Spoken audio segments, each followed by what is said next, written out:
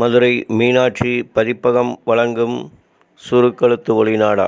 தமிழ் சுருக்கெழுத்து உயர்வேகம். நிமிடத்திற்கு 120 வார்த்தைகள் வினா. ஆகஸ்ட் 2023 முதல் தாள். குரல் கொடுத்துள்ளவர் Madurai cookie Jayabalan. Pretty comments. மாண்புமிகு பேரவை தலைவர் அவர்களே, மாண்புமிகு நிதியமைச்சர் அவர்களால் சட்டமன்ற பேரவையில் தாக்கல் செய்யப்பட்ட இந்த ஆண்டிற்கான நிதிநிலை அறிக்கை குறித்து பேசுவதற்கு வாய்ப்பளித்த தங்களுக்கு எனது நன்றியை தெரிவித்துக் கொள்ள கடமைப்பட்டுள்ளேன். முதற்கட்டமாக ஒரு விஷயத்தை உங்கள் கவனத்திற்கு கொண்டு வர விரும்புகிறேன். கடந்த தேர்தலின் போது பெட்ரோல் மீது மாநில அரசு விதிக்கும் வரி குறைக்கப்படும் என ஆளும் கட்சியின் சார்பில் தெரிவிக்கப்பட்டது. இப்போது அவர்கள் ஆட்சிக்கு வந்து ஓராண்டு காலம் நிறைவடைய போகிறது என்பதை சுட்டிக்காட்ட விரும்புகிறேன்.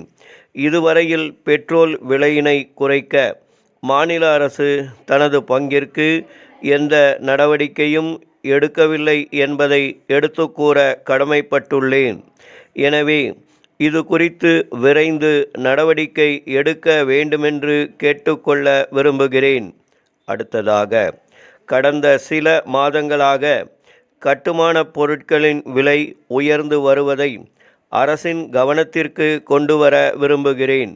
ஆகவே அரசு இதில் தலையிட்டு உற்பத்தியாளர்களுடன் கலந்து பேசி நடுத்தர மக்கள் பாதிக்கப்படாத வகையில் விலைகளை குறைக்க வேண்டுமென கேட்டுக்கொள்ள விரும்புகிறேன். அதிலும் குறிப்பாக சிமெண்ட் விலையை பெருமளவு கட்டுப்படுத்த வேண்டுமென்று குறிப்பிட்டு சொல்ல விரும்புகிறேன்.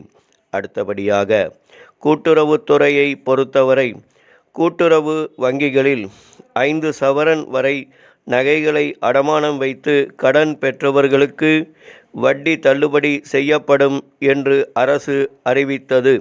அதனை விரைவில் அமல்படுத்தி கடனை முழுவதுமாக திருப்பி செலுத்துவோருக்கு நகைகளை திரும்ப வழங்க வேண்டுமென்று கேட்டுக்கொள்கிறேன்.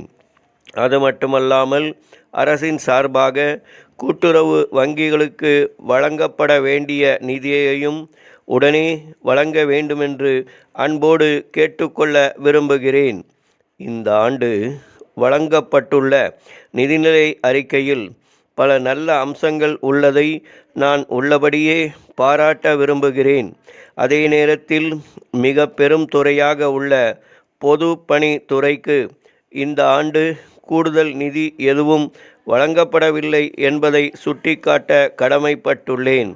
அதேபோல மதுவிலக்கை பொறுத்தவரை மக்களிடையே மதுவின் தீமைகளை குறித்து விளம்பரம் செய்வது பற்றி நிதிநிலை அறிக்கையில் எதுவும் குறிப்பிடப்படவில்லை என்பதை மாமன்றத்தின் கவனத்திற்கு கொண்டு வர விரும்புகின்றேன். பொதுவாக அனைவருக்குமே மனதில் ஓர் ஆசை உண்டு.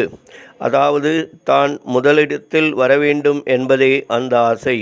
பள்ளியில் படிக்கின்ற போது அந்த வகுப்பில் முதலிடத்தில் வர வேண்டும். ஓட்டப்பந்தயத்தில் ஓடும்போது முதலில் வர விரும்புவார்கள். அதேபோல நம்முடைய மாண்புமிகு முதலமைச்சர் அவர்கள் நமது நாட்டிலேயே தமிழ்நாடு முதலிடத்தில் வர வேண்டும் என்று பாடுபட்டு கொண்டிருக்கிறார்கள். இதை உள்ளபடியே நான் இந்த மன்ற உறுப்பினர்கள் அனைவரின் சார்பாகவும் பாராட்ட கடமைப்பட்டுள்ளேன். இதன் தொடர்ச்சியாக நான் முதல்வர் என்ற திட்டத்தை முதல்வர் அவர்கள் உருவாக்கியுள்ளார்கள்.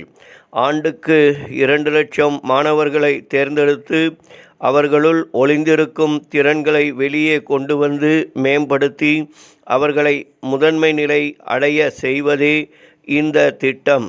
தொலைநோக்கு பார்வையுடன் வருங்கால சந்ததியின் வளர்ச்சிக்கு வழிவகுத்துள்ள மாண்புமிகு முதலமைச்சர் அவர்களுக்கு இந்த நேரத்தில் எனது நன்றியினை தெரிவித்துக் கொள்ள கடமைப்பட்டுள்ளேன்.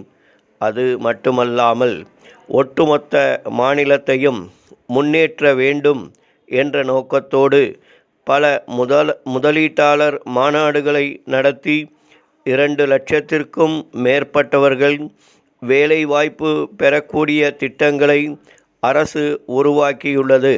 அதற்காக இளைய தலைமுறையின் சார்பாக நான் நன்றி பாராட்ட கடமைப்பட்டுள்ளேன்.